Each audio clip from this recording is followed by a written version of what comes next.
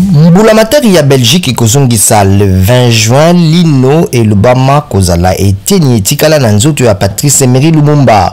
Bana Bankondo ministre wa Yambo ekolo Congo démocratique balobi ekozala libaku ya kosala matanga ya kotia yango na lilita pe ya kolimbisa.